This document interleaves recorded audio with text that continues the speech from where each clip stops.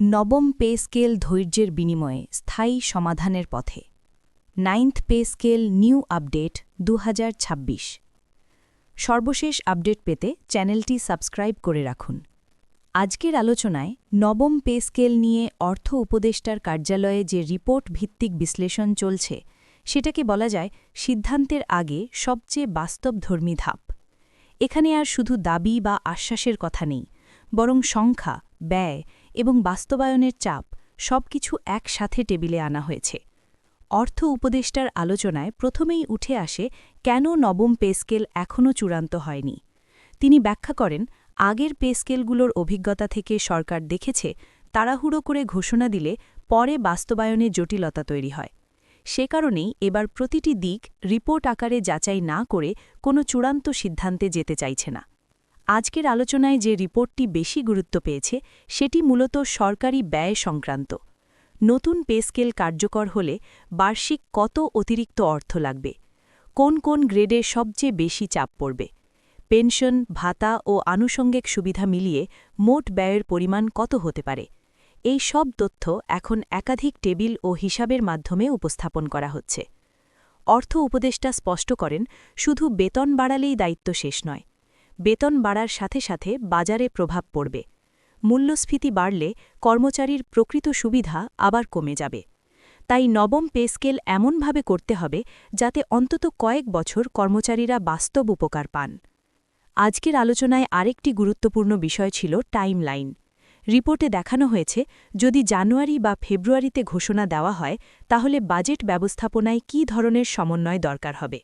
আর যদি আরও দেরি হয় তাহলে সরকারি কর্মচারীদের মধ্যে অসন্তোষ কী পর্যায়ে যেতে পারে, এই সামাজিক চাপের দিকটিও অর্থ উপদেষ্টা গুরুত্ব দিয়ে উল্লেখ করেন। বৈঠকে উপস্থিত কর্মকর্তারা জানান, বিভিন্ন মন্ত্রণালয় থেকে আলাদা আলাদা মতামত এসেছে। কোথাও জনবল বেশি, কোথাও ভাতা কাঠামো আলাদা। সব মন্ত্রণালয়ের জন্য এক নিয়ম করলে কোথাও সুবিধা বেশি, কোথাও কম হতে পারে। এই বৈষম্য কিভাবে কমানো যায় তা নিয়েও আজকের রিপোর্টে বিস্তারিত আলোচনা হয়।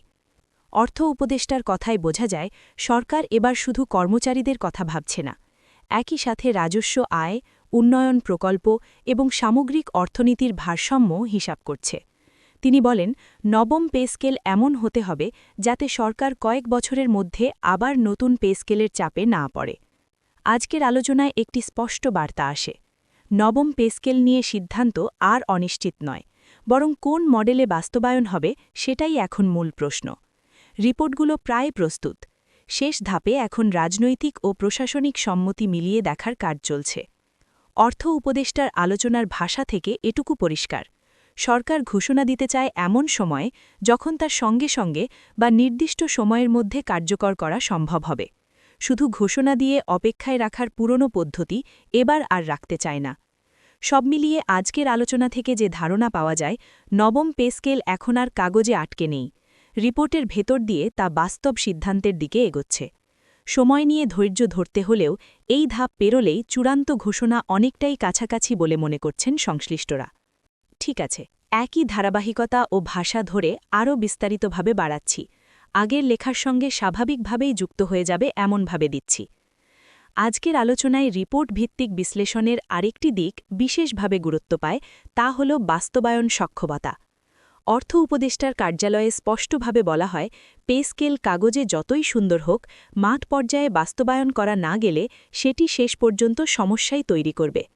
নতুন বেতন কাঠামো চালু হলে হিসাব রক্ষণ ব্যবস্থা, সফটওয়্যার, পেনশন গণনা পদ্ধতি এবং বিভিন্ন দপ্তরের প্রশাসনিক প্রস্তুতিও একসাথে বদলাতে হবে।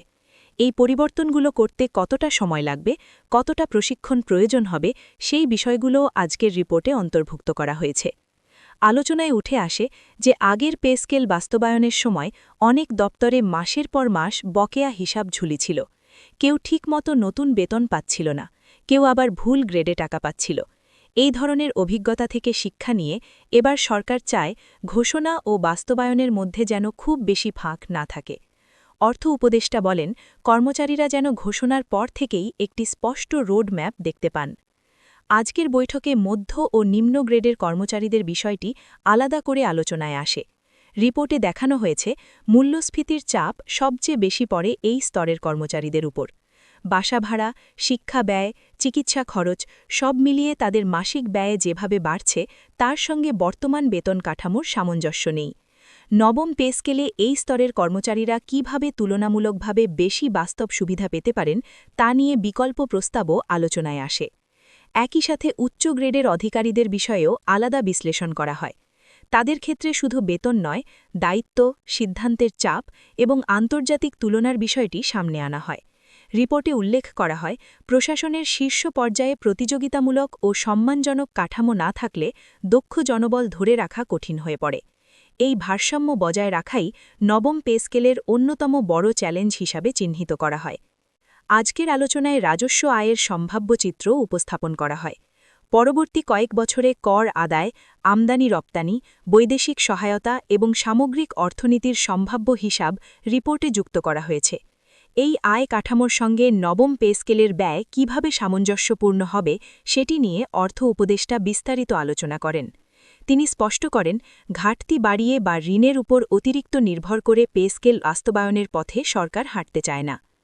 আলোচনায় আরেকটি গুরুত্বপূর্ণ বিষয় ছিল জনমনে বিশ্বাসযোগ্যতা। অর্থ উপদেষ্টা বলেন, সরকারি কর্মচারীরা এখন শুধু ঘোষণার দিকে তাকিয়ে নেই, তারা বাস্তব ফলাফল দেখতে চায়। একাধিকবার আশ্বাসের পর বাস্তবায়ন দেরি হলে যে আস্থার সংকট তৈরি হয় সেটি সরকার ভালোভাবেই উপলব্ধি করছে। এই কারণেই প্রতিটি ধাপ নথিভুক্ত করে রিপোর্টের মাধ্যমে সিদ্ধান্তের ভিত্তি শক্ত করা হচ্ছে।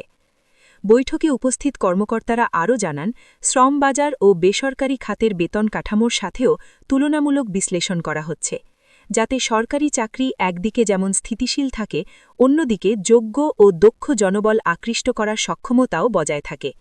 এই তুলনামূলক দৃষ্টিভঙ্গি নবম পে স্কেলকে আগের চেয়ে আরও বাস্তবভিত্তিক করতে সাহায্য করছে। অর্থ উপদেষ্টার বক্তব্যে বারবার একটি বিষয় ফিরে আসে, এই পে স্কেল যেন শুধু বর্তমান পরিস্থিতির জন্য নয়, বরং ভবিষ্যতের অনিশ্চয়তাও মাথায় রেখে তৈরি হয়। বিশ্ব অর্থনীতি, মূল্যস্ফীতি, জ্বালানি বাজার সবকিছুই দ্রুত বদলাচ্ছে। এই পরিবর্তনের ভেতরেও যেন নবম পে স্কেল কয়েক বছর টেকসই থাকে, সেটিই সরকারের মূল লক্ষ্য।